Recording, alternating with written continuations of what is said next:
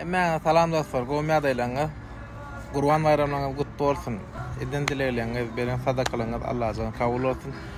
Bizim nesip edenden bayram bellemeye. Şu önkü yerimize geldik. Ava, geçen edeki bellen yerimi. Ava, bu tapar, Bolaryal Kremede. Moşnu. Bayramınız kutlu olsun. Yine döner olanı neyel olmalı. Yani işte açık olmalı.